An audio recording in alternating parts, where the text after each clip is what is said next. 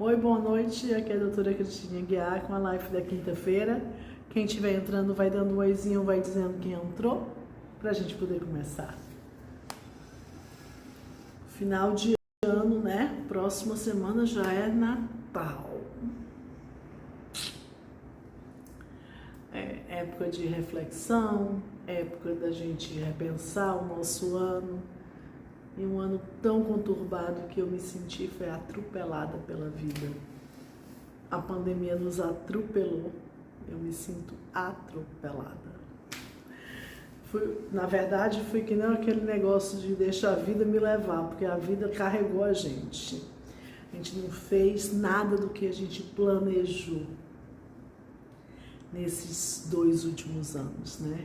Então não houve um planejamento, a gente driblou problemas em cima de problemas, então a gente se sente meio que atropelada pela vida.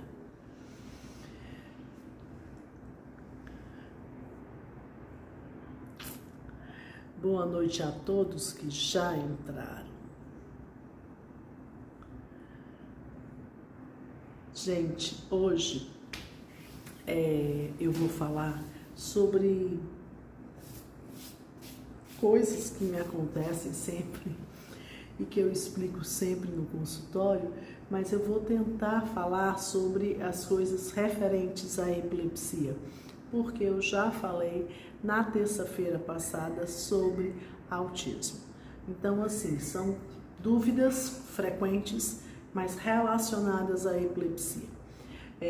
Mas quem quiser me perguntar, pode já ir digitando suas perguntas, porque eu vou responder e elas não precisam estar relacionadas ao tema.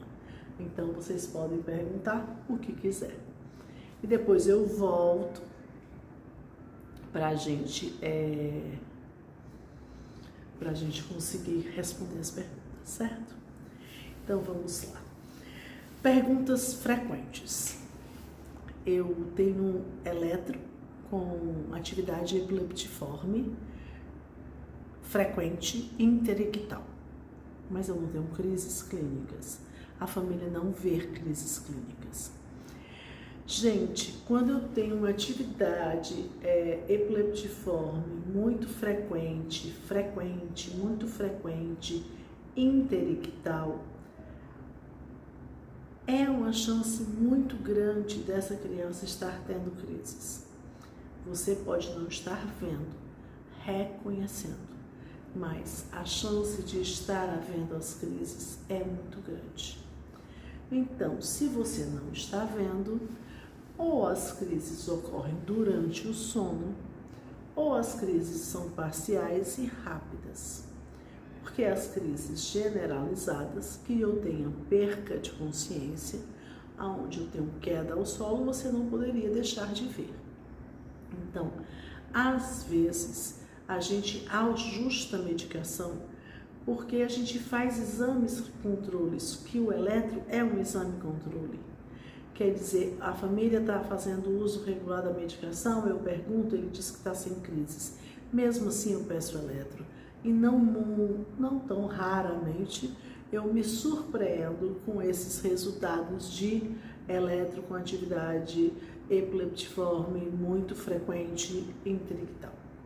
Interictal quer dizer entre crises, porque para o termo ictal se refere à crise. Então, interictal quer dizer entre crises. Então, por isso, o eletro ele deve ser realizado mesmo na ausência do relato de crises convulsivas. Então, se você não tem nenhum relato de crises, você realiza durante o tratamento pelo menos um eletro anual. A maioria das vezes, a grande maioria dos médicos, dos neurologistas, costuma fazer um controle de eletro de 6 em 6 meses. Olha que negócio.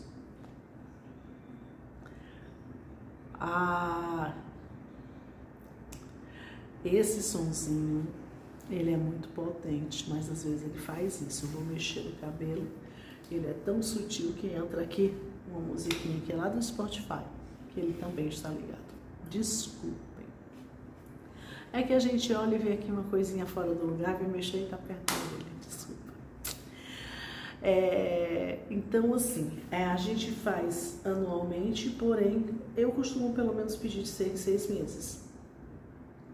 No máximo, eu peço de ano em ano. Quer dizer, o intervalo maior, mas o meu costume maior é de 6 em 6 meses, com a grande maioria dos neurologistas.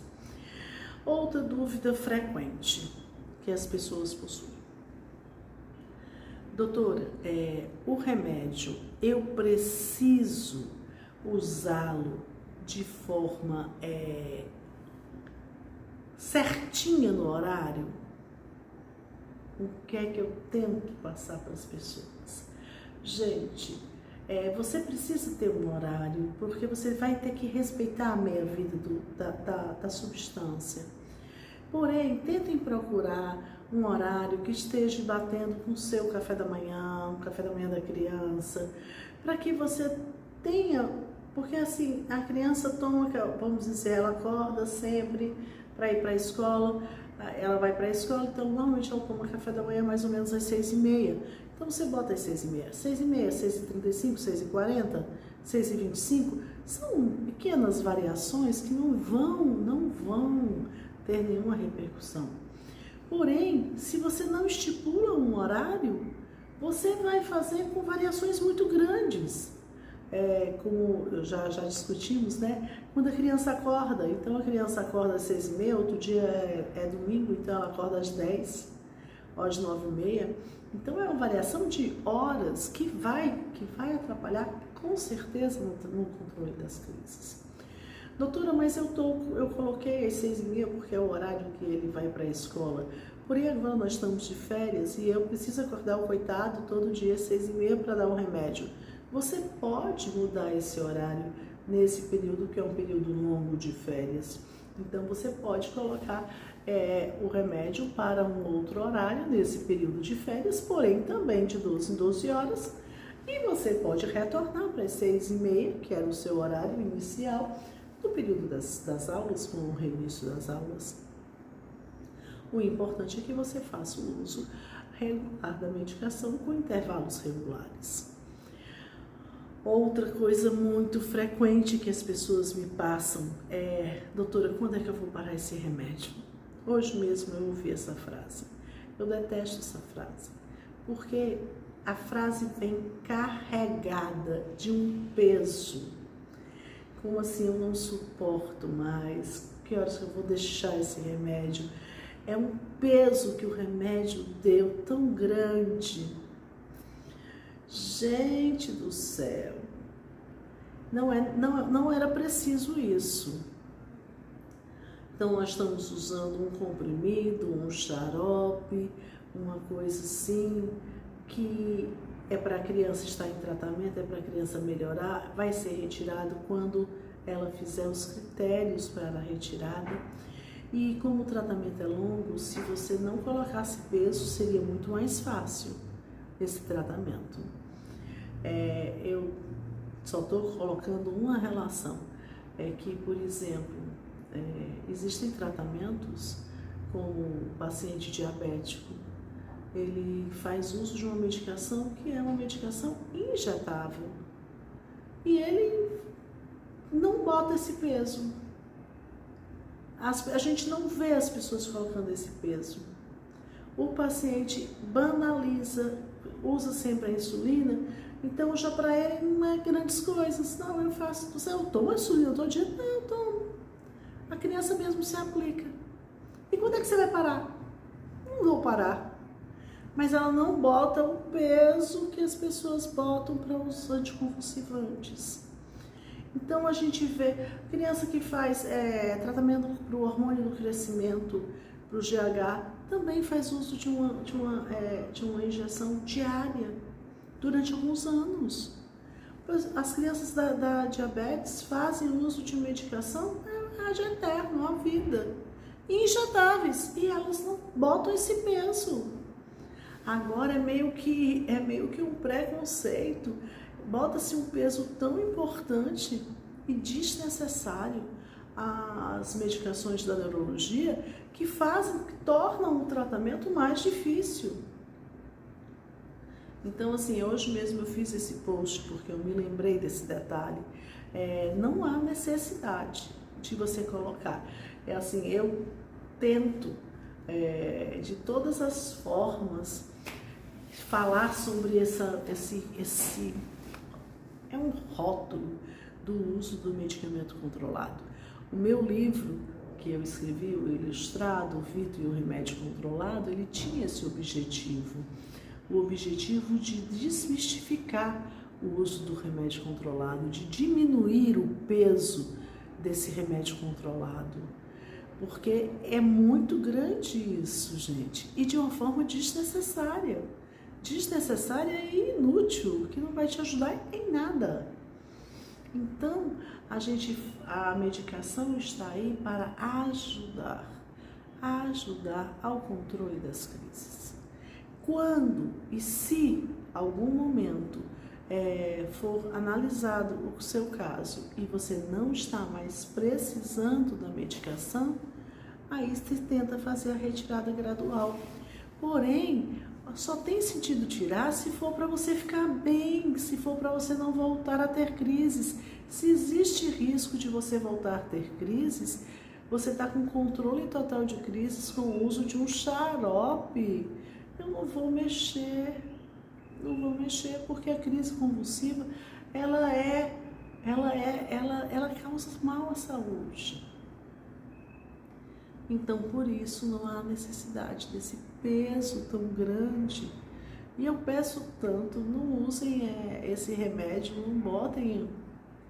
É um xarope, é um comprimido, gente. É um remédio rosa. Quer dizer, pronto, é uma coisa banal. É para entrar dentro de uma rotina e pronto. Não coloquem pesos desnecessários, que isso é muito ruim. Porque o pai fala isso, mas a criança está ouvindo. Então a criança começa a ter, pela medicação e pelo tratamento, o mesmo sentimento que o pai está colocando. Então essa frase carrega esse peso. Doutora, quando é que eu vou parar esse remédio? Então é como se você estivesse fazendo mal ao seu filho. Você está dando um remédio que está fazendo mal ao seu filho. E é isso. Então são perguntas frequentes que eu acho que precisam dessas respostas. Em relação a horário de medicação. Horário de medicação, se eu tenho 2, 3 anticonvulsivantes, eu posso fazer uso no mesmo horário? Eu normalmente aconselho as famílias a fazerem, porque se você tem 3 anticonvulsivantes, 2 são de 12 horas, 1 é de 8 em 8 horas, e você separa todos esses horários, você vai ter diversos horários, você vai ter 6 horários para seguir, o que deixa a sua vida mais difícil. E esses intervalos que as mães fazem de hora, um eu dou às 6, o outro eu dou às 6h30, o outro eu dou às 7. São intervalos pequenos que não necessariamente vão diminuir o risco de um efeito colateral ou de uma interação medicamentosa. Então eu acho que quanto mais prático, quanto melhor os horários, quanto menos difícil for, melhor para adesão ao tratamento. E eu preciso da adesão ao tratamento. A adesão ao tratamento do anticonvulsivante é uma coisa primordial. É isso que o neurologista quer. Então, por isso, a adesão é usar o remédio de forma correta, sem falhas. Isso é ponto importantíssimo em nossas orientações e no nosso tratamento. Então, eu prefiro que ele faça uso de todos os remédios que são de 12 em 12 horas juntos, porque assim eu consigo uma melhor adesão ao tratamento. Outra dúvida cruel. Doutora, eu esqueci o remédio. O remédio era às 6h30 e eu esqueci o remédio. Que horas são? São 10. Você lembrou às 10 horas que você esqueceu o remédio? Então você dá a dose que era das 6h30, você vai dar agora, na hora que você se lembrou. E a próxima dose você vai dar no horário estipulado, não mexa na próxima dose, no horário da próxima dose. Essa é a forma mais rápida de você tentar ter menos repercussões do seu atraso. Porém, você pode ter uma crise de escape? Pode. Você corre o risco por 3 a 4 dias, você corre o risco de acontecer uma crise. E se acontecer, você já sabe que foi pelo seu atraso. Então, não foi a dose errada da medicação, não é que o remédio não está servindo, é porque houve um atraso importante de uma dose, com isso uma queda do nível sérico da substância. E aí você deve ter caído abaixo do limiar que te protege de crises. Então, essas são as perguntas mais frequentes do meu direct sobre epilepsia. Então, por isso que eu quis compartilhar com vocês. E aqui vamos para as perguntas que já começaram. Doutora, estou feliz, foi aprovada a vacina da Pfizer para as crianças a partir de 5 até 11 anos. Eu também fiquei muito feliz, eu vi isso hoje também. Meu filho é especial, ele precisa de atestado para tomar vacina? Não, não precisa. A vacina foi liberada para todas as crianças e a Sociedade de Epilepsia já tinha colocado que os pacientes com epilepsia devem fazer uso da medicação. Os pacientes com paralisia cerebral devem fazer uso da vacina. Então, não existe contraindicação, apenas contraindicações bem individuais. Se for um paciente com epilepsia muito refratária, com alguma particularidade de difícil controle, você deve contactar com o seu neurologista. Mas são exceções que não tomarão a vacina. A grande maioria está indicado tomar a vacina. E não vai ser necessário atestado para isso.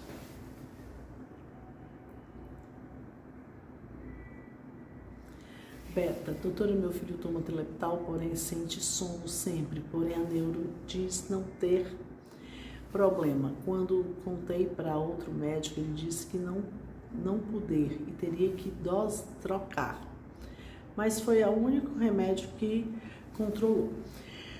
Na verdade, se você tem um controle de crises com essa medicação, e você já tinha usado outras que não tinha controlado, ele pode estar tendo um efeito colateral, mas não vai ser muito bom a troca, porque é melhor ele ficar com um efeito colateral, que é um efeito colateral que pode ser manejado, mas com controle de crises. Agora, a dosagem do remédio pode te ajudar, porque pode ser que o médico consiga diminuir um pouco, para tentar diminuir um pouco a sonolência sem perder o controle de crises. Porém, existem efeitos colaterais que me fazem retirar a medicação que não tem jeito. Por exemplo, uma queda de plaquetas importantes. Eu tenho que fazer a retirada da medicação. Por quê? Porque quando as plaquetas caem abaixo de 50, eu tenho risco de sangramento espontâneo.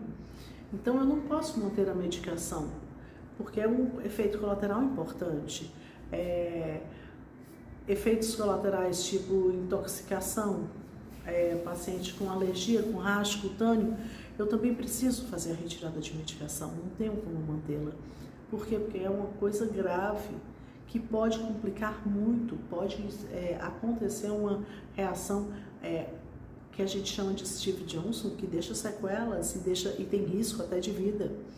Então, eu preciso fazer a retirada de medicação. Eu tenho um aumento de apetite. Eu não preciso tirar a medicação. Eu posso manejar esse aumento de apetite para não conseguir controlar razoavelmente esse peso. Eu tenho um pouco de sonolência. Eu não preciso tirar a medicação.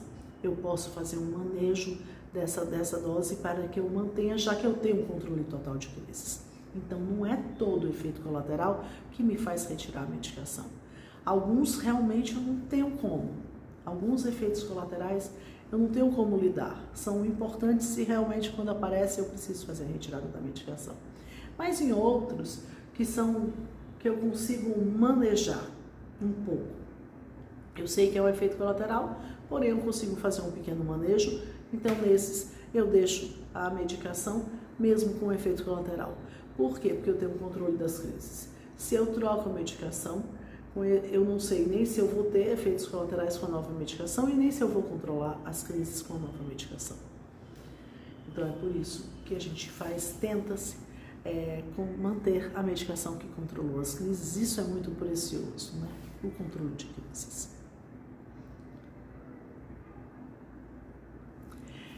Pedro, eu dou de 12 em 12 horas as medicações. Fico com medo de dar horários descontrolados e ele ter crise. Mas a medicação é para ser de 12 em 12 horas. Me lembrei agora de uma mãe que eu perguntei que horas que ela dava a medicação. Ela disse, eu dou de 12 em 12 horas. Não, eu quero saber que horas a senhora dá. Não, se eu der às 8 da manhã, eu dou às 8 da noite. Se eu der às 9 da manhã, eu dou às 9 da noite. Ela entendeu que é de 12 em 12 horas, mas ela dava na hora que a criança acordava. Então, se ele acordou e ela deu às 8h30, então nesse dia ela dá às 8h30 da noite. No outro dia, o menino acordou às 6, ela dá às 6 e dá às 6. Não, é de 12 em 12 horas fixas. Quer dizer, o horário tem um intervalo de 12 em 12 horas. 12 horas do dia, quer dizer, de 6h30 da manhã até as 6h30 da noite. E de 6h30 da noite até as 6h30 da manhã é outras 12 horas. Quer dizer, todo o tempo são de intervalos de 12 em 12 horas. Entenderam? Então, com isso, você não faz em horários... para ser de 12 em 12 horas. São horários fixos e regulares, intervalos regulares. Porque você vai ter um pico... Você dá o remédio sobe no sangue. O remédio é usado, ele tem uma meia-vida, então ele começa a cair no sangue. Antes que ele caia abaixo do seu nível terapêutico, existe uma nova dose, que vai fazer com isso que você então tenha um gráfico, de onde ele sempre está dentro de níveis terapêuticos. Se você não respeita essa meia-vida, você vai ter quedas abaixo do nível terapêutico e, com isso, podendo ter descompensação de crises de escape, quer dizer, o não controle total de crises. Pedro, a gente pergunta sempre quando os remédios vão acabar, pois os efeitos colaterais deles a longo prazo é grande. Eu não consigo ver vocês, assim, os efeitos colaterais a longo prazo. A grande maioria dos anticonvulsivantes são extremamente bem conhecidos, os seus efeitos colaterais. Então, são medicações que são usadas em prazos muito longos, com segurança. Então, na verdade, é a mesma coisa de uma insulina. Você dizer assim, eu tenho medo de tomar insulina a longo prazo porque eu não sei os efeitos colaterais de tomar insulina a longo prazo. Não, os efeitos que você vai ter é da doença, da glicemia elevada, mas não é da insulina. Então, o que acontece? A longo prazo, se você precisou fazer uso do anticonvulsivante, se você usou por muito tempo, porque você não teve controle rápido de crises, quer dizer, você teve crises de escape. Então, o que você vai ter são efeitos das crises e não do anticonvulsivante, na sua maioria das vezes. Eles são medicações seguras. Então, não precisa desse medo.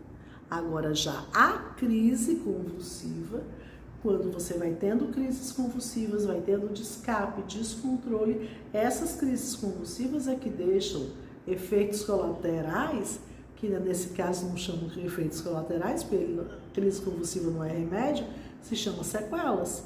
Então, quem deixa é a crise.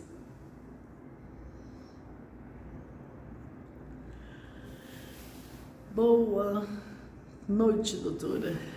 Jéssica falando, boa noite. Jéssica, gostaria de pedir para falar sobre a síndrome de Landau-Kleffner. Eu acho que foi você que me pediu e eu tô devendo. Eu vou postar, está pronto. Eu filmei, está pronto, eu vou postar no canal, tá certo? Fique de olho, porque Landau-Kleffner você precisa fazer um raciocínio direitinho para que as pessoas possam entender, eu achei que não era muito bom tema para a live. Existem algumas coisas que eu acho que são melhores para o canal do YouTube e outras são mais fáceis, porque aqui você precisa falar sobre coisas pequenas, porque são perguntas e respostas, então eu não posso fazer um tema tão grande. Aparecida, quando uma criança com TDAH toma remédio controlado e fica com cestos na boca, o que pode ser? As medicações de TDAH, elas possuem muitos efeitos colaterais, e um dos grandes efeitos colaterais é o aparecimento de tiques. Então, tiques motores são efeitos colaterais comuns das medicações de TDAH. Então, pelo que você está falando, como são cestos na boca, eu estou me lembrando que eu acredito que sejam tiques. Shirley, ouvi falar sobre um exame demorado para detectar autismo. Eu não conheço, não existe exame para detectar o autismo. Então, porque o autismo, o seu diagnóstico é clínico. Aí ela pergunta como é o nome desse exame. Não sei, porque não existe exame para controle. Então, você deve ter entendido errado, porque não existe exame que diagnostica autismo. O autismo ele possui seu diagnóstico clínico, não tem exame. Pedro, doutora conhece pacientes com hemimegaloencefalia com crises totalmente controladas? Sim, conheço. Tenho pacientes que acompanho que até nem crises possuem. Então, existem pacientes, tem pacientes que eles nos surpreendem. Eu tenho um paciente que tem Studebaker, que a ressonância dele mostra um hemangioma tão extenso, mas ele nunca teve crises. E o eletro dele também não mostra alteração para crises. Então, com isso, ele é acompanhado, mas até o momento ele não teve crise e o eletro dele é normal. O que é de se estranhar com tantas alterações na ressonância, mas existem pacientes assim, que nos surpreendem. Jéssica, minha filha toma 3 remédios, eu coloco o despertador para tocar e esquece. A gente normalmente tem que usar alguma coisa que tocar o despertador é uma forma muito comum que as pessoas fazem hoje em dia, principalmente com o celular. Mas eu sempre falo, principalmente em relação a você ligar com alguma refeição, porque aí normalmente a gente come nos mesmos horários, o padrão da casa. A grande maioria das casas, né, tem um padrão de que horas é o café da manhã, que horas é o almoço, então não existe grandes variações na maioria das famílias. Claro que existem famílias que possuem horários mais irregulares.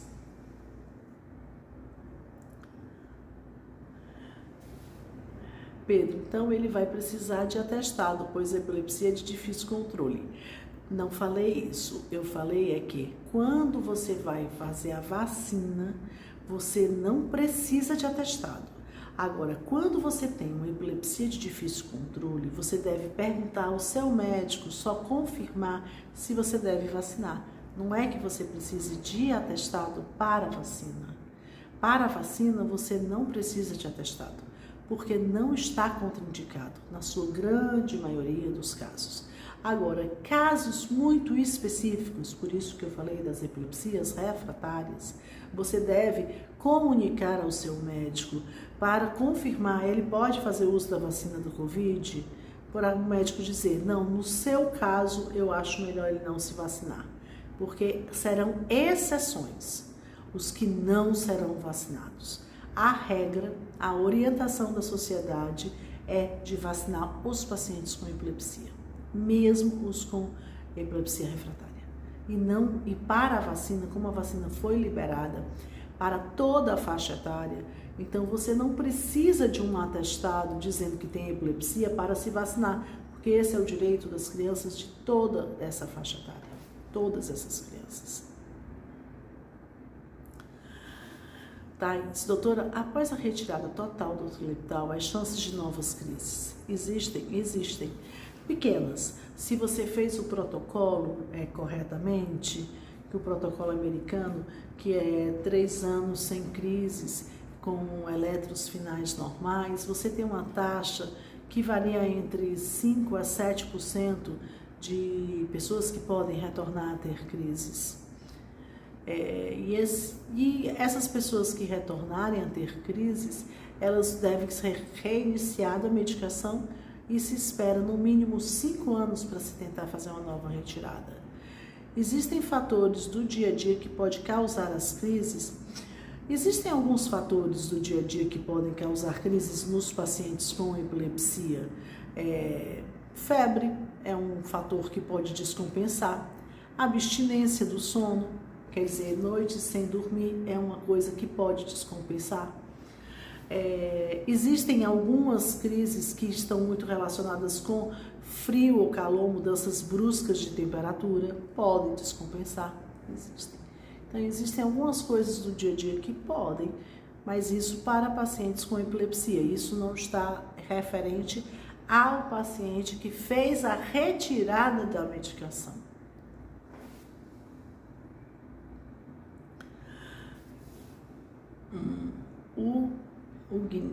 Ugnis Neto. Meu filho tem laudo de TDAH. Após passar no médico, ele adquiriu uma questão sensorial muito severa. Ele pode ter autismo também? Pode. Você pode ter o autismo associado a uma outra patologia. Porém, se ele tiver o autismo, então provavelmente ele não tem TDAH. A deficiência de atenção e a agitação eram sintomas do próprio autismo. Então, mas pode haver uma associação? Pode, teoricamente você pode.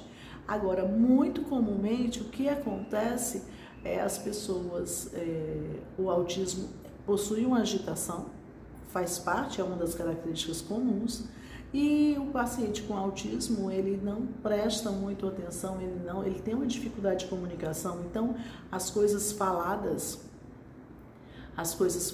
e a aula falada, orientações, conversas, então o que está ligado à palavra falada, à comunicação, os pacientes com autismo não têm muito interesse. Então, eles muitas vezes podem ter sido classificados errado. Mas dizer que pode haver associação ao autismo com TDAH, pode sim. Não tem nada que impeça essa associação. Thaís, poderia falar um pouco sobre SUDEP? Eu tenho um vídeo sobre SUDEP no meu canal Neuropediatria para você. SUDEP é a morte súbita que ocorre em pacientes com epilepsia. É um assunto que gera muito tabu, mas que a gente precisa falar. Então eu fiz um vídeo sobre SUDEP por causa disso, porque eu acho que as pessoas precisam falar. A melhor forma de você prevenir o SUDEP é você ter controle das crises. Então, a coisa mais importante é você controlar crises, porque o SUDEP ocorre principalmente em pessoas que têm crises generalizadas e que não fazem controle de crises. Os casos que eu que eu presenciei, eram pessoas adultas que tinham crises generalizadas e que eles meio que banalizaram, meio que se acostumaram com a doença. E de vez em quando ele tinha uma crise de escape, mas ele não procurava o controle total das crises. Ele já não almejava o controle total das crises. Ele considerava que esse era o seu melhor controle. Então, e fazia uso de esporádico, é claro, não tão abusivo, mas fazia uso de bebida alcoólica, fazia uso um pouco irregular da medicação. É engraçado que o pensamento do paciente, o paciente que tem epilepsia e que quer beber, ele deixa de tomar a dose do horário para beber. Então, com isso, ele corre um risco muito maior de crises de escape. Então, o SUDEP é a morte súbita que ocorre durante o sono dos pacientes com epilepsia. Mas se você quiser mais informações, entra no canal Neuropediatria para você do YouTube, que tem um vídeo só falando sobre SUDEP. Pedro, eu dou sempre às 10 horas, que é certo dele estar acordado, sempre nesse horário. Isso é uma boa tática, lembrar de ter um horário que a criança vai estar acordada. E às 22, portanto. É verdade, são bons horários. Beta, doutora, como saber se soluços são crises?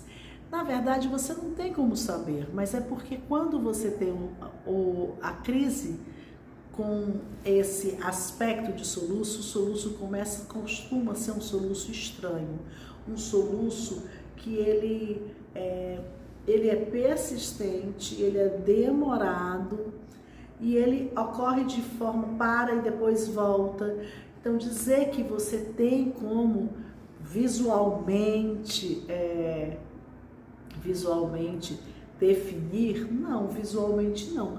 Muitas vezes a gente, quando precisa definir, a gente precisa fazer um vídeo EEG.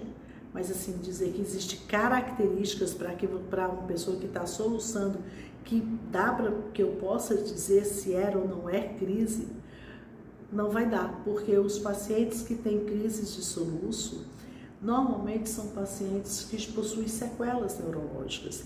Não é um tipo de crise muito comum em crianças rígidas, neurotípicas.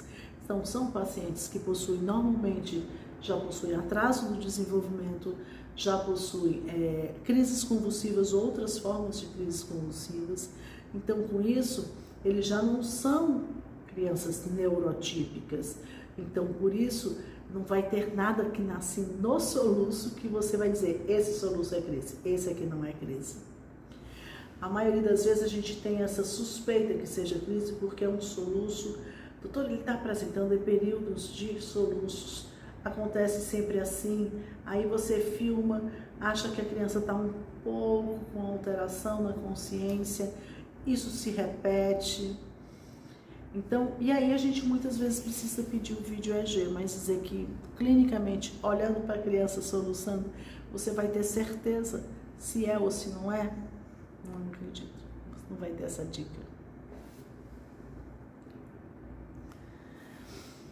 Então, se o seu filho está apresentando soluços frequentes e ele possui epilepsia, comunique ao neurologista, porque é a hora de fazer o vídeo EEG, porque está acontecendo. Então, o vídeo EEG, ele nos ajuda para isso. Por exemplo, se você tem um paciente que tem crises muito ocasionais, a chance dele ter uma crise na hora que eu estou fazendo o vídeo EEG é muito difícil. Agora, se eu tenho essa criança que está fazendo 1 a 2 vezes ao dia um soluço, e isso está fazendo de forma diária, então, quando eu faço um vídeo EEG de 12 horas, eu vou ter muita chance de pegar esse soluço. E esse paciente, na hora, vai estar conectado ao eletro. E aí eu vou poder ter a certeza se é crise ou não é crise. Então, vídeo EEG, nessas horas, ele vai ser bendito. Pedro, obrigada, doutora, por tirar muitas dúvidas e desculpa, estou mandando muitas mensagens, risos, aproveitei para tirar todas as minhas dúvidas, mas a live ela é para isso, é para tirar dúvidas. Eu sempre tento explicar que eu faço as duas mídias que elas se complementam. Então, assim, o canal, eu acho que vocês devem entrar primeiro no canal, porque para você ter dúvida, você precisa primeiro entender a doença. Então, lá como existem explicações dessas doenças todas da neurologia, então com isso você escuta falar sobre a doença, para depois você ter dúvidas, entendeu? Então, primeiro você entra, assiste as explicações sobre a doença que você tem interesse em entender, e aí depois você entra na live para poder tirar suas dúvidas. Eu acho esse caminho mais... Obrigada, ela é muito difícil de entender mesmo. Foi por isso, Jéssica, que eu achei que era melhor ser pelo canal, porque aqui pela live não ia dar muito certo. Por isso pedi para a senhora. E eu fiz sim, vou só liberar. Só acho que está só esse vídeo, eu vou só conferir se já foi editado. A parte de edição, porque os meus vídeos, eles não são editados na minha fala, porque eu falo sem edição.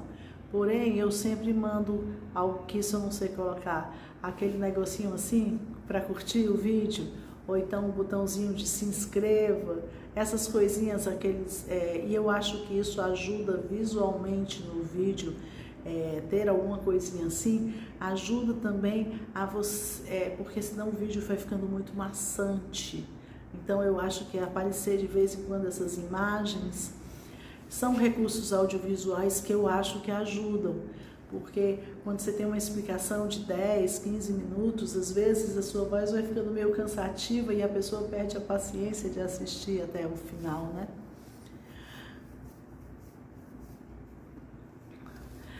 Shirley, acho que entendi errado. Como é que é esse exame clínico? O que você falou é que existia um exame sangue, exame de imagem para fazer diagnóstico de autismo. Não existe.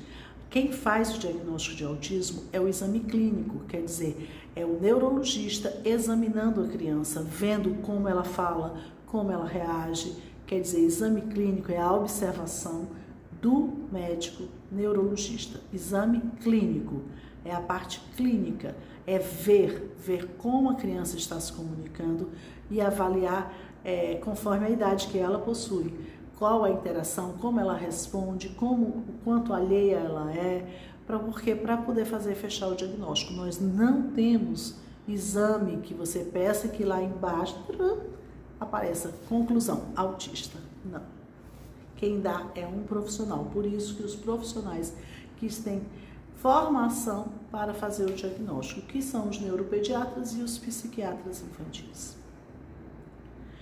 Régia, boa noite, doutora. Meu filho está com tique por conta da medicação. Vou ter que mudar ou vai ficar com esse tique? Aí depende. Depende da frequência do tique, depende. Então, assim, você deve mostrar para o seu neurologista, às vezes a gente tira, às vezes a gente reduz um pouco a dose e aí o tique some. Então, isso é uma coisa que é o tipo do efeito colateral que podemos tirar a medicação, mas também podemos deixar. Ou podemos apenas dar uma pequena reduzida, tá entendendo? Precisa ser avaliado, é caso a caso, para a gente ver qual o efeito colateral que eu preciso realmente retirar a medicação. Não existe uma regra assim tão clara. Como eu falei, existem algumas regras claras, por exemplo, efeito colateral de queda de plaquetas, eu preciso retirar. E aí não sou só eu, todo mundo retira, por causa do risco de sangramento. Então, como tem um risco muito elevado de sangramento, então todos os neurologistas tiram. Então, existem alguns efeitos colaterais que a gente retira. A alergia, todos os neurologistas tiram. Por quê? Porque o risco de evoluir para um Steve Jones é muito grande e é uma reação muito severa que deixa marcas e tem risco de vida. Então, todos tiram. Agora, aumento de peso, constipação, perda de apetite, sonolência, depende do grau, vai ser avaliado individualmente. Pode ser que se retire a medicação ou não. E isso normalmente é visto com a família, o profissional vê com a família, e caso a caso.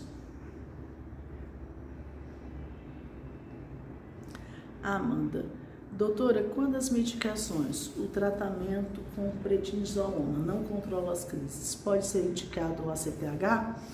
Sim, o ACTH ele é um corticoide. O que acontece é que no passado a gente teve uma facilidade muito grande de fazer ACTH porque nós tínhamos no mercado.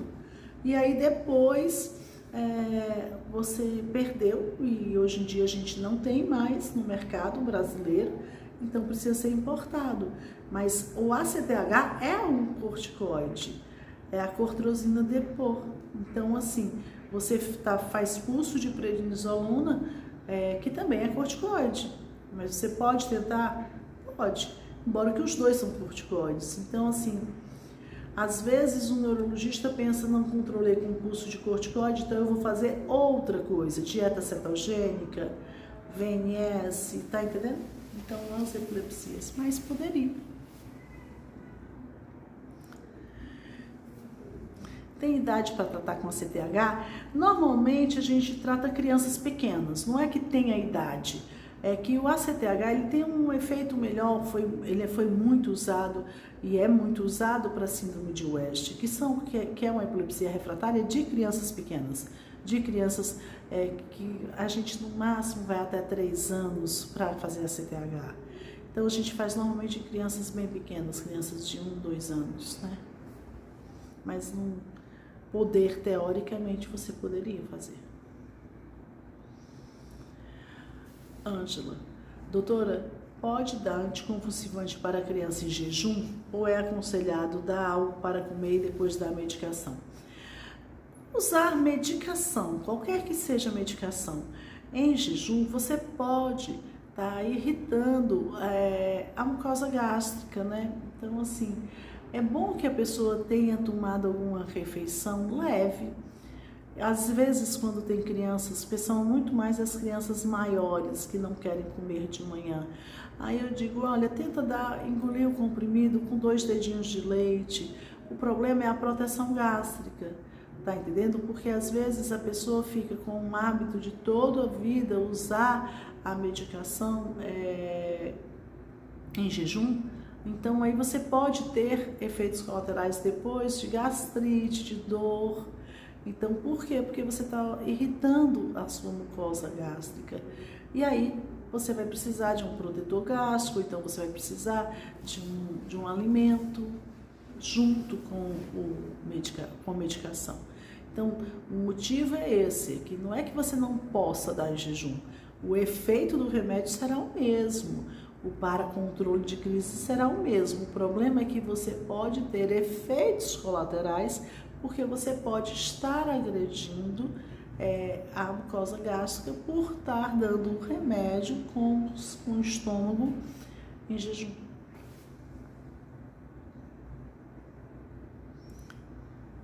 Beta. Doutora, realmente as crises deles não aparecem nem no eletro, os soluços dele demoram 15 a 20 dias para aparecer, mas nas mães achamos que tudo é crise. Na verdade, a gente vai ficando, as mães acham que tudo é crise porque elas estão muito preocupadas, né, em conseguir visualizar. Então, assim, às vezes a gente consegue definir que é crise ou que não é crise, mas às vezes a gente faz, vamos tratar como sendo crise. Se você faz o uso de medicação como sendo crise e aquilo é a maior prova de que era crise, né? Então, o controle de crises convulsivas em paciente com epilepsia refratária, ele não é fácil. Então, existem muitas nuances mesmo e as mães vão ficando, qualquer movimento estranho que se repete, já vão botando a pulga atrás da orelha. Vão ficando macaca velha de suspeitar de movimentos. E isso não é ruim, isso é justamente porque elas sabem que, tão diferente dos pais assim, de crianças neurotípicas, que estão esperando crise convulsiva como um evento tão grande, com queda ao solo e movimentação tônico-clônica, essas mães, elas já sabem, muitas, que as crises aparecem de formas tão sutis que às vezes é preciso ter uma atenção para fazer esse diagnóstico.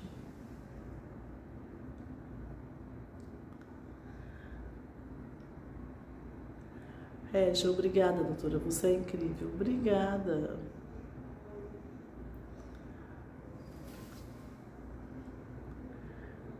Olha, aqui acabaram para mim as perguntas. Ainda temos um tempinho de live. Então, por isso, quem quiser perguntar, é a hora de tirar suas dúvidas. Enquanto aparecem novas perguntas aqui, vou pedir para vocês, depois que acabar a live, entrem lá no perfil da minha página, acione o sininho das notificações automáticas que fica lá na bio, para que vocês possam ser avisados quando eu entro em live de forma mais rápida. Isso me ajuda muito. Também gostaria de pedir que quando eu colocar a live como IGTV, vocês comentem, curtam, coloquem um símbolozinho, porque quanto mais comentários vocês coloquem nos vídeos, maior será o alcance também das lives depois, né? Então a página começa a ter maior alcance, então por isso eu peço, já que gostou, quem gostou, dá um like, né? Quem gostou, fala que gostou, quem gostou, comenta, quem não gostou, também comente, né? Porque existem as críticas construtivas, e eu não sou contra de forma alguma. A única coisa que realmente ninguém vai gostar é quando aparecem pessoas que elas não estão querendo construir nada, elas estão querendo atrapalhar, né? Em vez de ajudar, elas querem atrapalhar. Então, nisso, por isso que... Mas não precisa todo mundo gostar e nem todo mundo concordar comigo. Então, as pessoas têm suas opiniões e devem ser respeitadas em tudo na vida, né? Então, estou esperando novas perguntas. Bruna entrou, me deu um coração. Na verdade, ela já tinha entrado, né? Me deu um coraçãozinho roxo. Vocês estão lembrados que a cor roxa é a cor da epilepsia. Então, o roxo foi a cor escolhida para simbolizar a epilepsia. Existe a explicação para isso. Existe a historinha da explicação por que o roxo foi escolhido. E aí vocês veem muita gente, um beijo roxo para vocês. Quando chega em março, que eu faço a campanha da conscientização da epilepsia, eu uso a hashtag Tô Roxo por você. Então o roxo é a cor que representa a epilepsia. E como a gente trabalha a conscientização, a retirada de mitos da epilepsia, então a gente usa muito a palavra roxo com presente, né? Então, coração roxo, beijo roxo, para mostrar que a gente está ciente, a gente está lutando por um grupo de pessoas que não é pequeno. Estima-se que no Brasil a gente tenha mais de 2 milhões de pessoas portadoras de epilepsia. Então não é um número pequeno, é um número bem grande, né? Em relação à historinha, deixa eu ver, enquanto não passaram aqui outras perguntas, eu posso contar essa historinha. E tem uma menina que agora já é uma moça, que ela foi quem começou o Purple Day. Purple é roxo em inglês. Ela morava no Canadá e ela usou a cor roxa dos campos de lavanda, que significavam solidão para essas pessoas no Canadá. Os campos de lavanda têm um significado de solidão. Então ela usou essa cor para mostrar a solidão que ela sentia por ter epilepsia, e ela convidava as pessoas para o Purple Day, o dia roxo, que as pessoas que não tinham preconceito, as pessoas que estavam com ela, as pessoas que apoiavam, que não deixariam ela sozinha, porque ela tinha epilepsia, se vestissem de roxo naquele dia. E assim surge o evento que hoje em dia é internacional, que se chama Purple Day, que é no dia 26 de março. O nome da menina se chama Cassidy Megan. Júlia. Epilepsia tem cura. Minha filha toma Depaquene desde os 9 meses. A epilepsia pode ter cura. Alguns casos sim, outros não. Então depende, mas existem alguns casos que tem cura no sentido que você para de usar a medicação e você fica sem crises. Então sim. Eliana Freitas, crise convulsiva pode atrofiar o cérebro? Sim, Na verdade, é porque você vai tendo, se você tiver muitas e muitas crises, você vai evoluir para uma encefalopatia epiléptica e que você vai ter realmente uma atrofia cerebral na encefalopatia epiléptica, que acontece nas epilepsias refratárias. Agora, temos que lembrar que a grande maioria dos casos de epilepsia são em pacientes completamente normais, porque, graças a Deus, mais de 80% das pessoas com epilepsia são pacientes que controlam as suas crises totalmente com o uso com monoterapia, apenas um anticonvulsivante. Então, quando a gente fala em atrofia cerebelar, quando a gente fala em encefalopatia epiléptica, quando a gente fala em epilepsia refratária, a gente está falando de uma minoria do grande grupo de epilepsia. Não é da maioria, é de um pequeno grupo. Como é um grupo muito sofrido, com consequências devastadoras da epilepsia, acaba que a gente fala mais deles, porque a gente fala mais de quem está precisando de informação. Mas não que eles sejam a regra, não que eles sejam a maioria, eles são a minoria, graças a Deus, porque os casos difíceis são minoria. Ângela, eu compartilho o seu canal e sua página no grupo que eu participo, tenho muita gratidão. Você me acalma com as suas lives cheias de conhecimento para nós. Olha que coisa boa! Muito obrigada, Ângela. E o material pode ser realmente, vocês podem usar para grupos, principalmente nos grupos de mães, para pacientes com epilepsias, com autismo. São as patologias que tem muito mais grupos, né? Grupos de WhatsApp, então podem colocar lá no canal. Quando você entra no canal Neuropediatria para você clicando num vídeo que você gostou, existe lá compartilhar. E o compartilhar, hoje em dia, você pode colocar no WhatsApp. Então, você clica no vídeo que você gostou, vai aparecer compartilhar, clica no compartilhar e aparece aonde você quer compartilhar. E aí existe a opção de WhatsApp. Aí você entra no seu WhatsApp e procura o grupo das mães, ou o grupo de uma pessoa, ou então o WhatsApp de uma pessoa que você acha interessante mostrar aquele vídeo. Essa é uma função que pouca gente usa do YouTube, mas que ela é muito legal, porque é muito fácil de usar. Júlia, e hoje ele tem 8 anos e toma a mesma medicação. E hoje ela tem 8 anos e toma a mesma medicação. Aí precisa ser avaliado se ela ainda precisa da medicação, mas quem tem essa decisão se pode ser retirada, se ela tem condições de retirar ou não a medicação, é o neurologista que acompanha. Júlia, e faz eletro da cabeça e só dá alterado. Se só dá alterado, ela não vai poder tirar a medicação. Por quê? Porque o remédio está deixando ela sem crise. Se eu tirar, aquelas alterações vão provocar crises. Então, ela vai precisar ficar com a medicação. Então, no seu caso, ela vai precisar, por quê? Para critérios para retirada de medicação, você precisa ficar no mínimo 3 anos sem crises, mas você precisa de exames finais normais. Se ele está captando, se ele é alterado, então ela está sem crise por causa do remédio que está controlando, evitando as crises. Se eu tirar a medicação, ela volta a ter crise. Não vale a pena retirar.